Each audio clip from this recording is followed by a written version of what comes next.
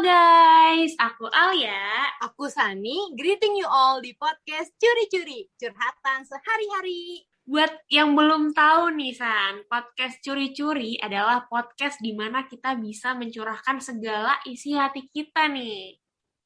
Yoi, bener banget tuh Al. Jadi kita nih bisa jadi teman sambat bareng gitu lah ya istilahnya.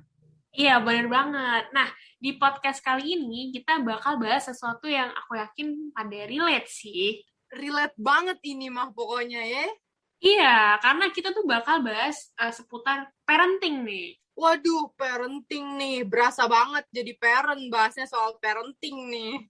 Nah, kenapa sih kita mau bahas tentang topik ini? Kita akan bahas sebenarnya sesuatu yang lebih khusus sih, karena sekarang tuh kayaknya banyak ya, baik anak-anak, remaja, hingga dewasa gitu yang dapat titel sebagai anak strict parents. Waduh, strict parents. Seru banget nih ya topiknya.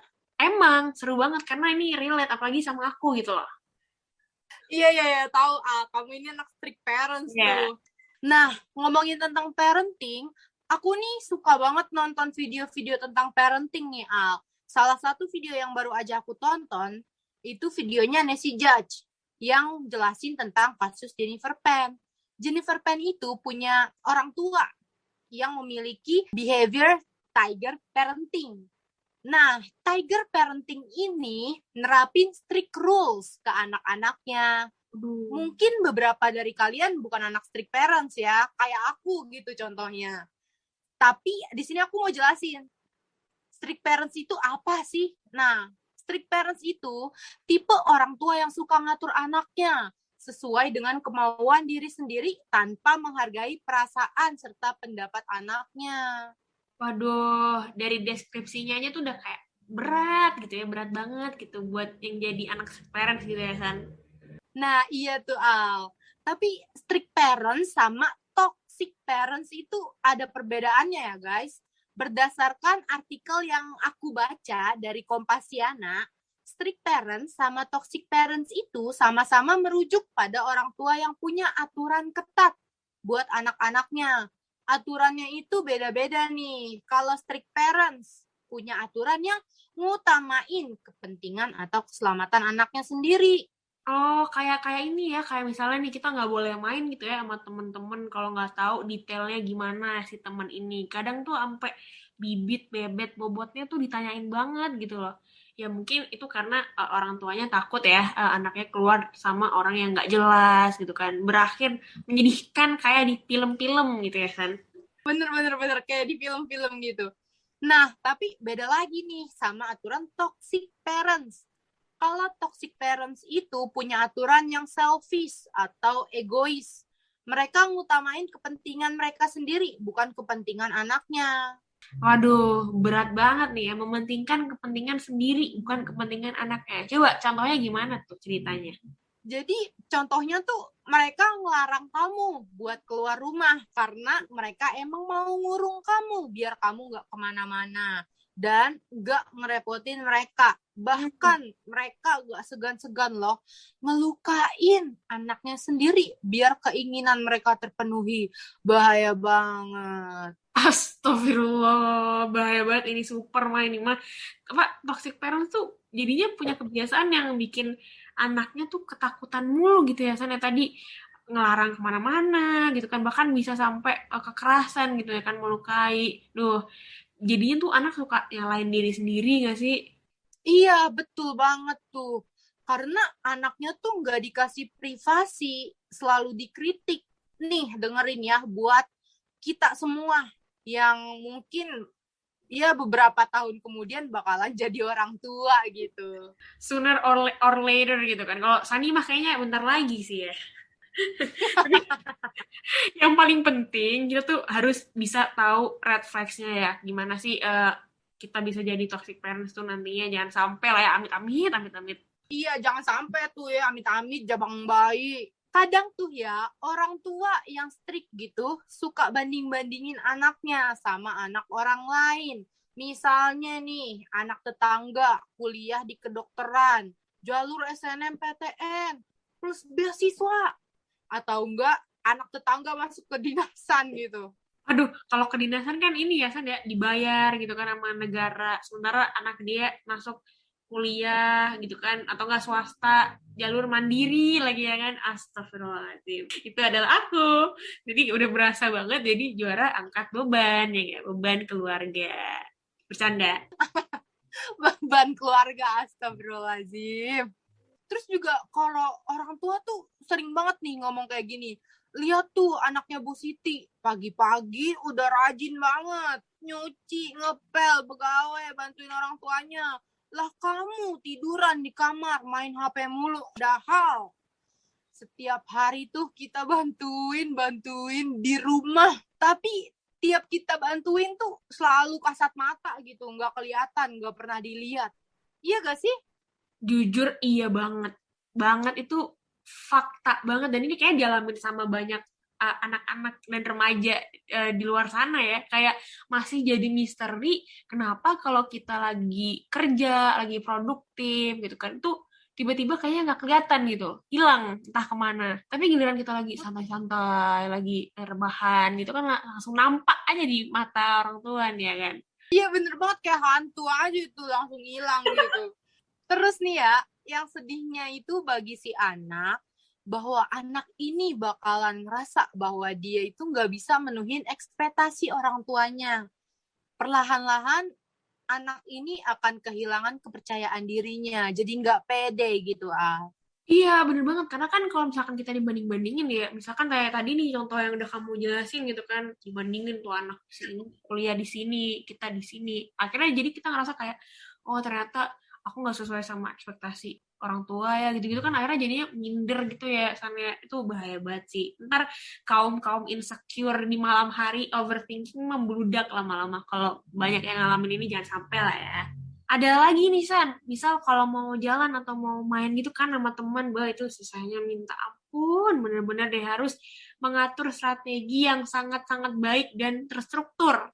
Terstruktur, set dah itu mau jalan apa mau main Mobile Legend, main PUBG Mobile, pakai atur strategi segala gitu. Mohon maaf nggak ngerti Mobile Legend ya, jadi ya udah nggak apa-apa lah ya, karena emang harus mengatur strategi yang baik gitu San. Bahkan kalau udah jalan ya, udah lolos gitu kan, udah yes cabut nih ya kan, itu pas udah main, bah itu nggak dijamin bakal seru-seru amat dah. Soalnya kalau kita udah di luar nih kan, apalagi aku gitu ya, ada jam malamnya nih, kadang jam 8 atau jam 9 lah, itu pun harus diantar sama temen yang ngajak main. Jadi kayak susah tuh kalau mau naik ke Gojek gitu-gitu tuh susah. Kalau kamu gimana kan? Kalau aku sendiri kan bukan anak strict parents ya, tapi ada sih pengalaman dari temen aku sendiri di depan mata gitu. Jadi pernah nih temen aku bakar-bakar tahun baruan di rumah temen yang lainnya. Dia dari rumah jalan jam 6, di perjalanan setengah jam. Nah, habis itu jam setengah 7 baru nyampe tuh. Tahu gak? Jam 7 itu udah di spam, udah di telepon, udah di chat macem-macem sama ibunya. Padahal arong aja belum dibakar nih, orang baru dateng kan. Karena takut gitu sama ibunya, takut diomelin. Jadinya dia pasrah pulang aja tuh. Sampai rumah ditanya, Neng, satenya enak gak tadi? Dalam hatinya, lah dari mana enak, arongnya aja belum nyicip. Aduh, sedih banget. Itu sedih sih kalau itu sih. Alhamdulillah aku nggak pernah sampai segitunya ya. Apalagi nih kalau lagi di luar nih, San, ya kan? Lagi seru-seruan gitu ya. Itu lebih parahnya lagi nih, another levelnya selain di chat, diteleponin, itu disuruh apa coba? Disuruh pub. Tapi pubnya nih bukan main nih pubnya. Pubnya tuh bener-bener sampai yang pub baju nih, bajunya sama nggak? Terus apalagi pub mukanya, pub sama temennya gitu kan. Pub tempatnya, coba bener-bener semuanya tuh teman-teman, ayo pub yuk mau kirim ke grup keluarga gitu. Aku biasanya gitu tuh, pub yuk kita kirim ke grup keluarga dulu. Tuh, live report. Tapi masuk akal juga sih kalau anak strict parents kayak gitu. Aku juga pernah lihat loh, ada orang yang takut gitu dimintain pap gitu. Jadinya biar nggak ketar-ketir, dia tuh ngestok foto temennya buat dikirimin ke orang tuanya nanti gitu. Terus kalau misalnya temen aku nih yang lagi asik-asiknya main sama teman, lagi ketawa haha hihi ha hihi, tiba-tiba di spam, ditelepon sama orang tuanya, ditanyain ini itu. Nah, temen aku ini jadi bad mood gitu. Nah, malah jadi bad mood gitu gak sih? Banget, banget sih. Banget. Aku udah sering banget sih ngalamin kayak gitu. Misalkan lagi di luar nih ya, terus ditelepon tuh jadi gelisah, gundah, gulana gitu. Kayak rasanya pengen pakai pintu kemana saja, langsung pulang ke rumah aja gitu loh. Soalnya bener-bener emang jadi nggak tenang gitu kalau main, terus ditanya-tanyain mulu. Apalagi kalau mainnya sama doi gitu kan. Dia orang istimewa. Yeah. Aduh, ngomongin doi nih. Pasti kalau lagi kayak gitu deg-degannya bukan karena doi aja dong, karena diteror sama pawang yang sesungguhnya. Bener, bener. Karena ini deg-degannya tuh nggak cuman udah deg-degan pergi nih sama doi gitu. Tapi deg-degan di chat-chat mulu. Itu udah paket komplit dah udah itu. Tapi ngomongin doi nih ya, ngomongin dia orang istimewa nih. Kalau punya strict parents tuh jadi rada-rada gimana gitu ya. Rada takut nggak sih buat cinta-cintaan gitu? Iyalah, jadi takut banget. Ya gimana mau punya pacar? Main sama temen aja susahnya kayak mecahin soal kalkulus tuh, limit-limit, log-log. Emang ngerti San kalkulus? Nggak ngerti sih, kan anak akuntansi. Tapi strict parents itu punya wibawa dan ketegasannya sendiri loh. Jadi anaknya tuh punya batasan buat ngobrol sama orang tuanya. Kayak nggak satu level aja gitu. Kalau ngobrol casual atau curhat-curhat, jadi segan aja gitu sama orang tua. Betul, betul banget. Kita jadi kayak nggak enak gitu sama mau cerita-cerita dan terbuka lebih banyak tuh susah gitu ya. Nah, itu dia yang bikin anak sama orang tua tuh sering beda pendapat sama salah paham sih, San. Soalnya kan kita kurang komunikasi gitu ya jadinya. Jarang ngobrol, bahkan cerita-cerita yang ringan-ringan, curhat tuh jarang. Jadinya anak tuh susah buat ngeluarin pendapat, buat mengeluarkan ekspresi gitu.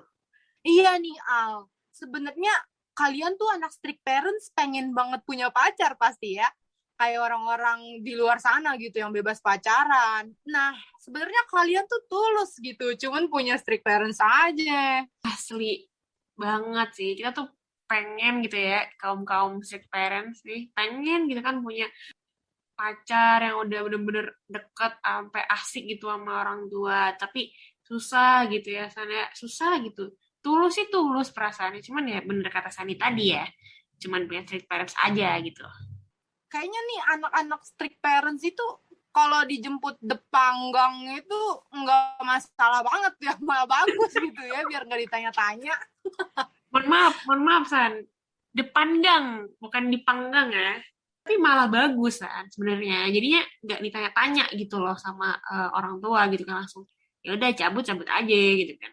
Emang sih kestrikan ini tuh dampaknya banyak ya sana terutama buat kepribadian anak gitu soalnya kalau emang kita tuh dikekang mulu ntar kita tuh bakal ngerasa kayak yang aku bilang tadi sih kita jago ngatur strategi gitu loh ujung-ujungnya apa coba jadinya takutnya ntar suka bohong atau enggak bandel rebel gitu kan bahaya gitu kan soalnya ya gimana ya namanya juga orang tua gitu kan kita tetap harus menghormati selayaknya lah kalau kata Karin nih nakal boleh bego jangan. Waduh, fansnya Karin banget nih Alia ya. Emang Ya, makanya tuh harus ada win-win solution. Nah, orang tua ngedidik anak dengan baik, sabar, gak berlebihan. Nah, anaknya juga jadi patuh, baik, dan gak neko-neko tuh. bener banget tuh ya anaknya patuh baik nggak neko-neko orang tuanya juga sabar ngedidiknya nggak berlebihan dah itu udah mantap banget itu kombinasi yang perfect tuh. Bener, disitulah komunikasi sebagai kunci. Communication is the key. Anjay. Cakep itu cakep. Tapi nggak cuma itu, San. Ada juga nih ya, saking strictnya ortu tuh bisa sampai uh, lack of confidence gitu. Misal kayak, alhamdulillah kalau aku jarang sih ya bun ngerasa kayak gini ya. Ini case aja nih, misalkan ada yang ngeliat temennya gitu lewat media sosial. Lagi seru-seruan, lagi main gitu kan. Lagi bebas lah, pokoknya bebas dalam artian yang baik ya. Maksudnya bebas seru-seruan gitu. Dia bakal ngerasa kayak, ih, aku kok gak kayak mereka ya. Mereka enak banget itu di luar seru-seruan. Aku di dalam rumah doang. Ya gak sih? Perasaan-perasaan kayak gitu loh. Bener banget sih, apalagi kan sekarang itu dikit-dikit medsos, buka IG gitu. Waduh, gampang banget kan. Jadinya suka insecure gitu sama pencapaian orang lain, sama hidup orang lain gitu. Itu dia, emang media sosial tuh kadang jadi penyakit sih sebenarnya. Mungkin bisa detox dulu kali ya kalau emang udah capek banget nih sama media sosial gitu. Nah, makanya San, keserikan orang tua tuh emang sebenarnya dampaknya banyak ya, terutama sama kepercayaan diri si anak. Jadi emang yang paling utama tuh harus diimprove tuh kepercayaan diri si anak gitu, San. Bener tuh, Al. Tapi nih, ada hal yang patut disyukuri juga nih, karena kalian tuh punya strict parents. Gimana tuh? Ini aku banget nih ya. Dari sudut pandang aku ya, kalau strict parents itu tuh kan ngutamain masa depan anaknya kan. Jadinya anaknya itu di-push, didorong banget buat di bidang akademik. Iya sih, karena kan mereka bener-bener nyuruh kita untuk fokus di suatu hal yang nggak ke-distract sama hal di luar sana. Jadinya emang bener sih menurut aku jadi lebih fokus nggak sih, terutama di bidang akademik gitu, di pelajaran.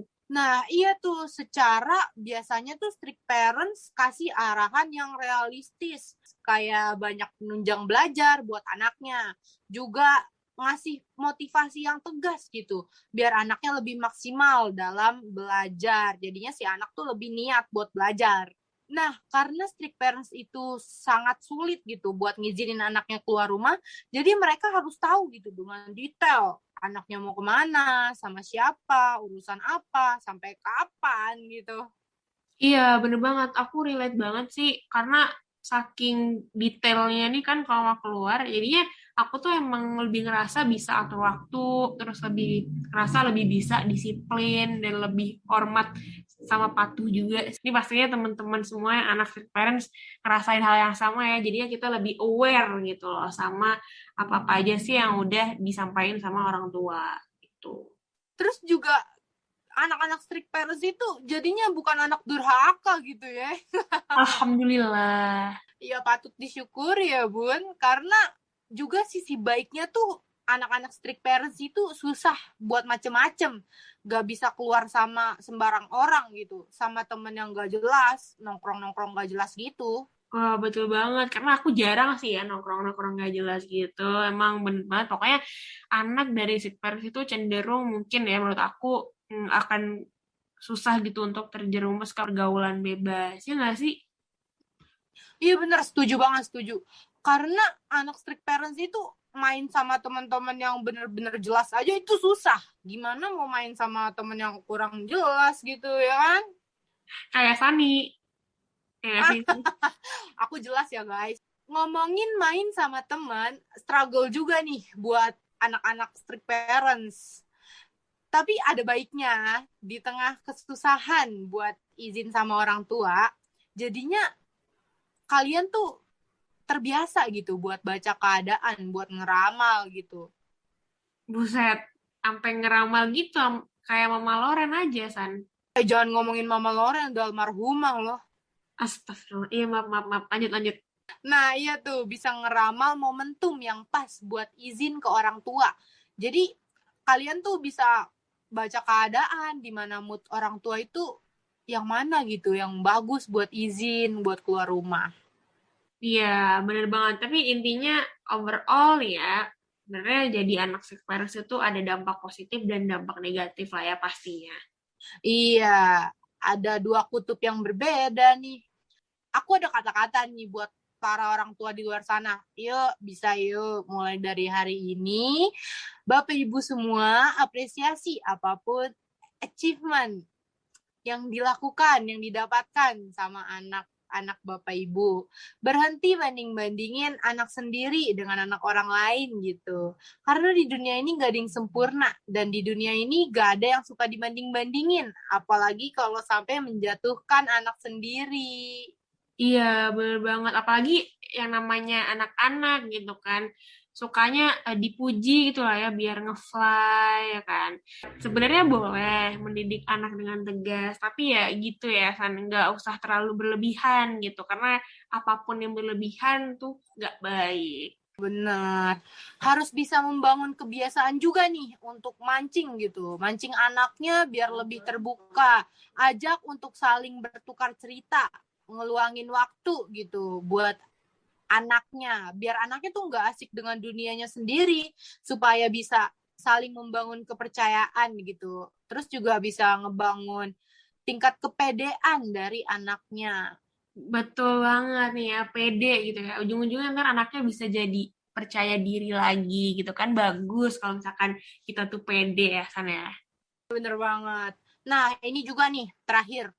Buat Alia, yang seorang anak strict parents, menurut kamu gimana nih dealing sama orang tua kamu sebagai strict parents? Ini menurut aku ya, menurut aku pribadi sih kalau misalkan kita udah pusing gitu kan sama keadaan, sebenarnya coba aja gitu luangin buat me time dulu. Apa kek biasanya kalau aku sih supaya nonton drakor ya, nonton drakor atau enggak nonton film gitu kan sambil ngemil, santai-santai gitu lah pokoknya San.